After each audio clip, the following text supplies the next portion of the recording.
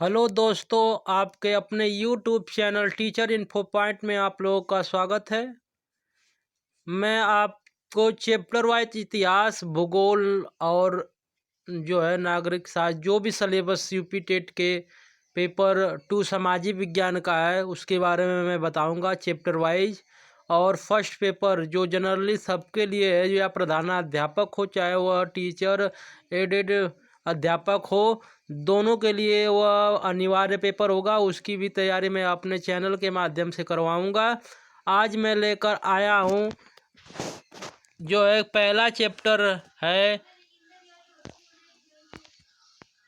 पहले टॉपिक उसमें इतिहास जानने के स्रोत। जो पहला टॉपिक है हमारे सामाजिक विज्ञान सिलेबस का, वह पहला है इतिहास जानने के स्रोत। तो इस स्रोत में हम पढ़ेंगे प्रागैतिहासिक काल। प्रागैतिहासिक काल जो है मानव इतिहास का वह कालखंड जिसके कोई लिखित साक्ष्य प्राप्त नहीं होते हैं, प्रागैतिहासिक काल कहा जा सकता है, जैसे पाषाण काल। और दूसरा है आद ऐतिहासिक काल, मानव इतिहास का वह कालखंड, मानव इतिहास का वह कालखंड जिसके लिखित साक्ष्य तो उपलब्ध हैं लेकिन वो उसे अभी पढ़ा नहीं जा सका है, उसे आद ऐतिहासिक काल कहा जाता है। प्रागैतिहासिक काल वह कहा जाता है जिसका मतलब हमें लिखित साक्ष्य नहीं प्राप्त है, और आद ऐतिहासिक काल वह काल है जो लिखा तो गया है लेकिन अभी उसको पढ़ा नहीं जा सका है, उसे आदि ऐतिहासिक काल कहा गया है। जैसे सिंधु घाटी सभ्यता हमारी है। इतिहास, मानव इतिहास का वह कालखंड जिसके लिखित साक्ष्य उपलब्ध हैं, उस सामग्री को पढ़ने में भी सफलता प्राप्त हुई है और इसे हम इतिहास कहते हैं। जैसे वैदिक सभ्यता या उसके बाद हमारे अनेक इतिहासकार वैदिक सभ्यता को आदि ऐतिहासिक काल में वर्गीकृत करते हैं, किंतु इस काल के साक्ष्य के वैदिक साहित्य साथ ही 1400 ईसा पूर्व का कोई अभिलेख एशिया माइनर प्राप्त होता है जिसमें इंद्र, वरुण, मित्र तथा नासत आदि वैदिक देवताओं का उल्लेख किया गया है। तब इस स्थिति में यह मान्य तर्क संगत नहीं रह जाती कि वैदिक सभ्यता आदि सभ्यता है, मतलब इन सबों का वर्णन हमें मिला है तो हम इसे आदि ऐतिहासिक काल नहीं कह सकते हैं। इसको पढ़ने में हमें सफलता मिली है तो इसे हम आदि ऐतिहासिक काल नहीं कह सकते हैं। और मानव इतिहास का अध्ययन प्राप्त करने के लिए हमें 3 भागों में विभाजित किया जा सकता है इतिहास को: पुरातात्विक स्रोत, साहित्यिक स्रोत और विदेशी यात्रियों का विवरण। तो इसमें हम पहला पढ़ेंगे पुरातात्विक स्रोत। पुरातात्विक स्रोत में है अभिलेख। अभिलेख सर्वाधिक महत्वपूर्ण साक्ष्य माने जाते हैं। जो अभिलेख हैं वह हमारे इतिहास के बारे में जानने के लिए काफ़ी महत्वपूर्ण साक्ष्य माने जाते हैं। जैसे वह सम्राट अशोक के अभिलेख हैं, सर्वाधिक प्राचीन अभिलेख माना जाता है जो हमारे सम्राट अशोक जी का वो अभिलेख है। अशोक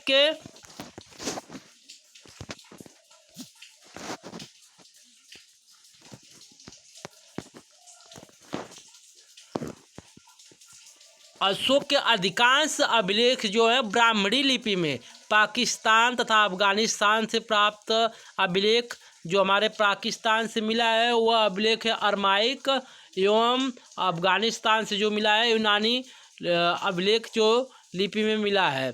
इन अभिलेखों को 1837, ध्यान सुनिए यह आप लोगों के लिए महत्वपूर्ण है, 1837 में सर्वप्रथम जो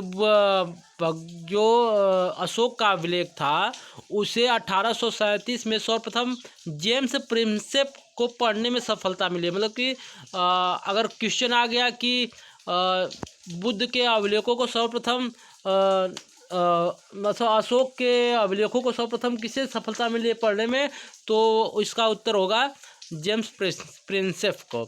मास्की गुर्जरा तथा पनगुइया के अभिलेख में अशोक के नाम का उल्लेख है।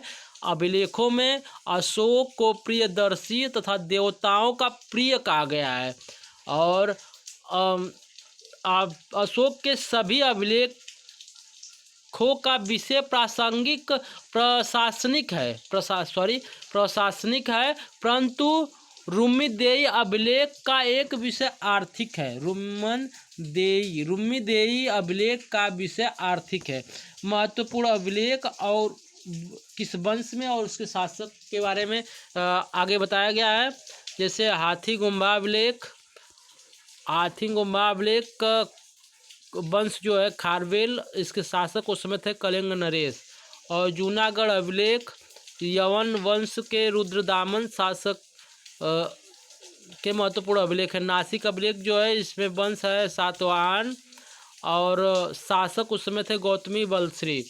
प्रयाग स्तंभ लेख गुप्त वंश में समुद्रगुप्त इसके जो है शासक थे उस समय। एहोल अभिलेख जो है चालुक्य वंश के पुलकेशिन द्वितीय के शासनकाल में यह अभिलेख मिला है। जो मंदसौर अभिलेख मालवा वंश के यशोवर्मन। ग्वालियर अभिलेख प्रतिहार वंश के भोज शासक। और भीतरी एवं जूनागढ़ अभिलेख गुप्त वंश के स्कंदगुप्त के समय। देवपाड़ा अभिलेख सेन वंश के विजय सेन।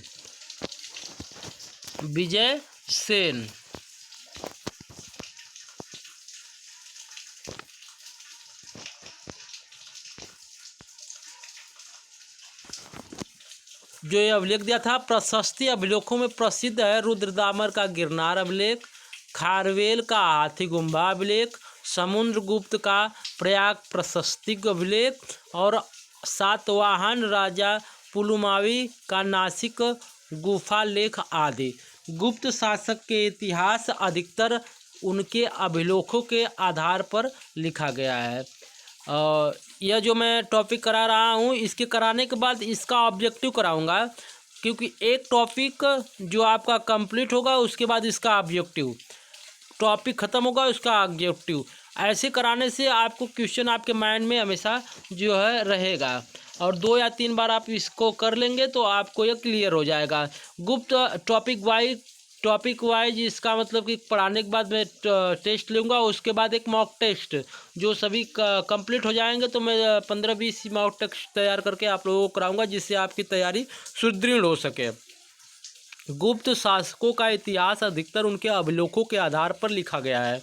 यवन राजदूत हेलियोडोरस का वेश नगर से प्राप्त गरुड़ स्तंभ और अभिलेख से 2वीं सदी एवं पूर्व के मध्य भारत में भागवत धर्म होने के प्रमाण जो है मिलते हैं। मध्य प्रदेश के एरण अभिलेख से प्राप्त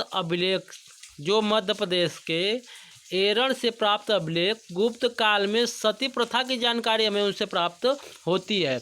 गुप्तकालीन उदयगिरी स्थित वराह की मूर्ति पर हूण शासक तोरमाड़ का लेख अंकित है। सर्वप्रथम भारत वर्ष का उल्लेखित कलिंग नरेश खारवेल के हाथी गुम्फा अभिलेखों से प्राप्त होता है। और सर्वप्रथम दुर्भिक्ष की जानकारी देने वाला अभिलेख कौन सा है? तो सौगौरा अभिलेख है। और सर्वप्रथम भारत में हूण आक्रमण की जानकारी, क्वेश्चन पूछ सकता है जैसे कि हूण आक्रमण की जानकारी हमें किस अभिलेख से मिलती है? तो स्कंदगुप्त के भीतरी अभिलेख से प्राप्त होता है। आगे है सती प्रथा का पहला साक्ष्य। जो सती प्रथा का पहला साक्ष्य है वो 510 ईस्वी के एरण अभिलेख सेनापति भानुगुप्त की पत्नी से प्राप्त होता है। मतलब कि सेनापति भानुगुप्त की पत्नी को भी उनके साथ सती कर दिया गया। इसका 510 ईस्वी में यह अभिलेख से एरण अभिलेख से हमें प्राप्त होता है। रेशम बुनकर की श्रेणी की जानकारी, मतलब कि उस समय के रेशम बुनकरों की श्रेणी की जानकारी हमें मंदसौर अभिलेख से प्राप्त होती है। फिर विदेशी अभिलेख कौन कौन से आइए उसको देख लेते हैं। विदेशी अभिलेखों में सबसे पुराना अभिलेख 1400 ईसा पूर्व का है तथा एशिया माइनर के बोगजकोई से प्राप्त हुआ है। इसमें वरुण मित्र, ना इंद्र तथा ना सत्य देवताओं का नामोल्लेख है। पर्सियोलिस तथा बहिस्तून अभिलेखों पर्सिपोलिस तथा बहिस्तून अभिलेखों से ज्ञात हुआ है कि ईरानी सम्राट द्वारा प्रथम ने 516 ईसा पूर्व में सिंधु घाटी के क्षेत्र पर अधिकार कर लिया था।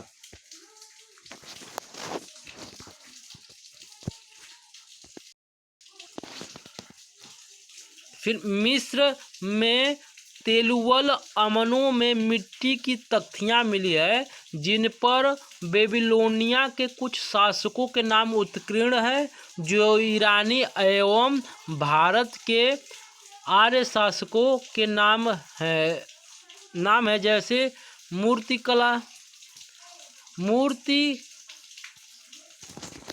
मूर्तिकला मौर्य काल में निर्मित विभिन्न मूर्तियों जैसे ग्वालियर की मणिभद्र की मूर्ति, धौली का हाथी, फिर परखम का यक्ष तथा दीदारगंज की यक्षिणी आदि प्रसिद्ध कलात्मक पुरातात्विक साक्ष्य है। गंधार कला तथा मथुरा कला के कनिष्क की सिर विहीन मूर्ति से तत्कालीन वस्त्र विन्यास की जानकारी प्राप्त होती है।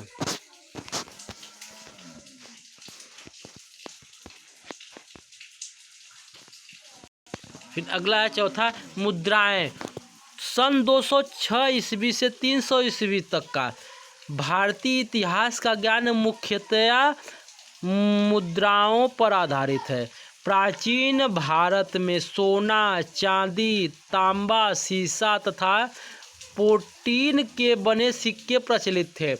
यद्यपि भारत में सिक्कों की प्राचीनता का स्तर 8वीं सदी ईसा पूर्व तक है, परंतु नियमित सिक्के 6ठी शताब्दी ईसा पूर्व से ही प्रचलन में आए।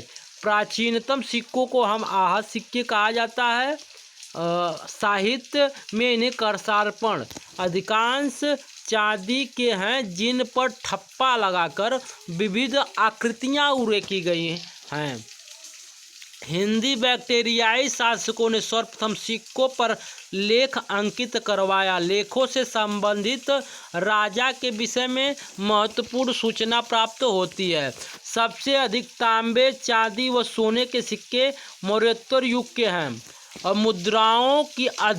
मुद्राओं की सहायता से संबंधित काल के धार्मिक विश्वास, कला, शासन पद्धति तथा विजय अभियान का ज्ञान प्राप्त होता है। कनिष्क की मुद्राओं से, जो कनिष्क शासक था उसके मुद्राओं से बौद्ध धर्म के अनुयायी होने का पता चलता है।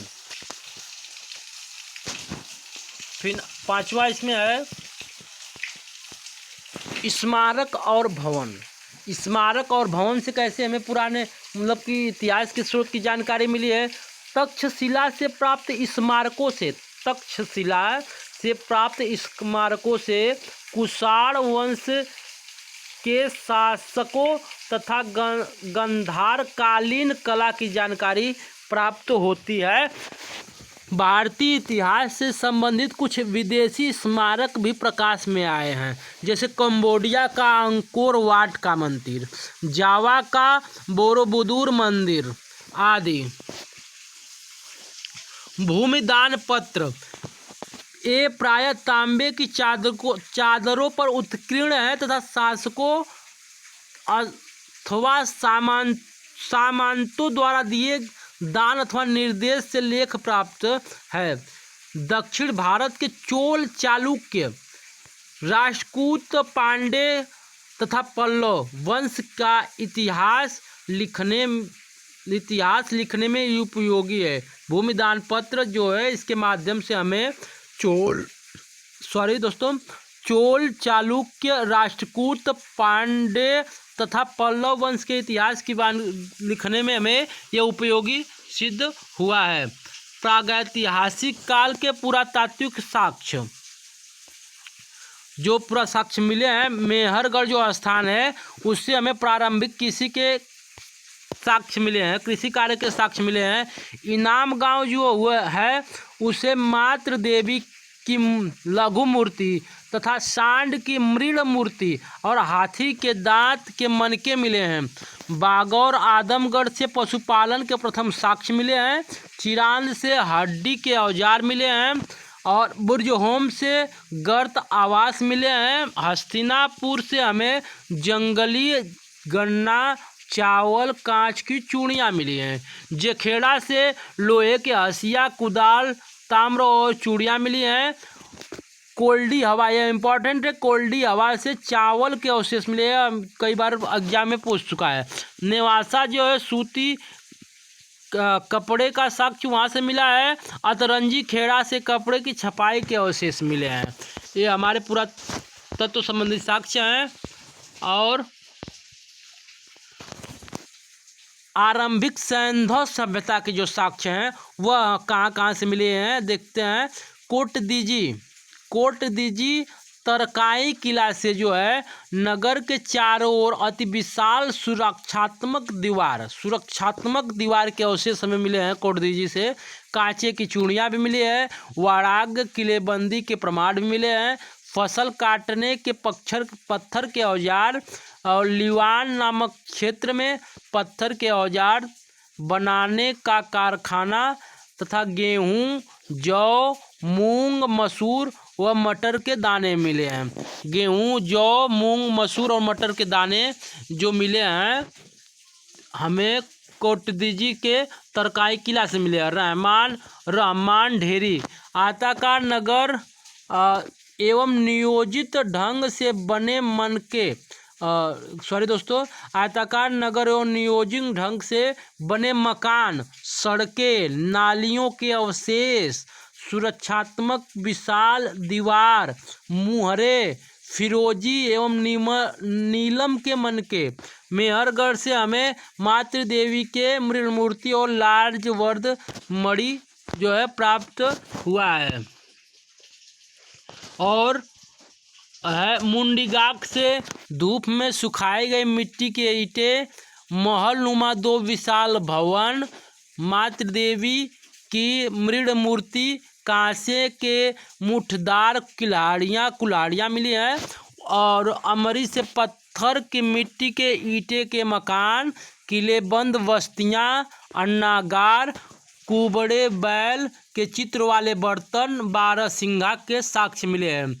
दम्ब सादात, बड़े बड़े ईंटों के घर, पक्की मिट्टी की मुहरे, चित्रित बर्तन, तांबे की वस्तुएं। और राना घुंदई से हमें चित्रयुक्त बर्तन, बैल चित्र वाले बर्तन मिले हैं। और बालाकोट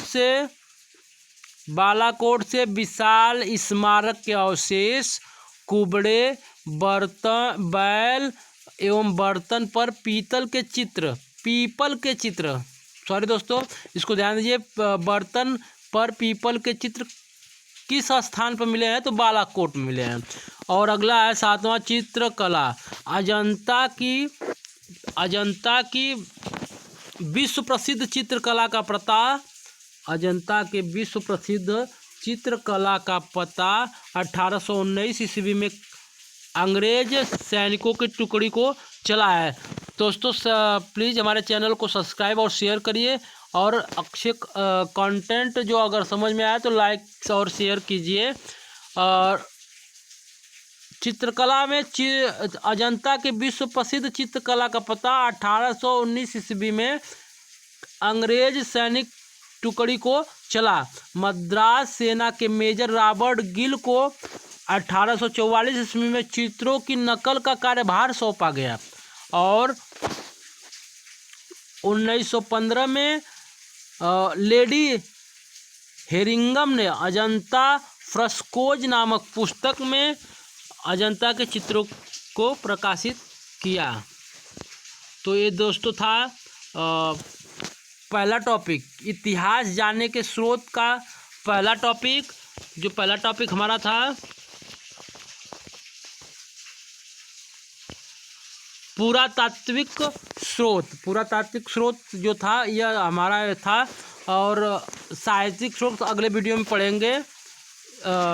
तब तक हमारे चैनल को सब्सक्राइब करिए और बेल आइकन को प्रेस करिए और अच्छे अच्छे कंटेंट का लाभ लीजिए। धन्यवाद दोस्तों।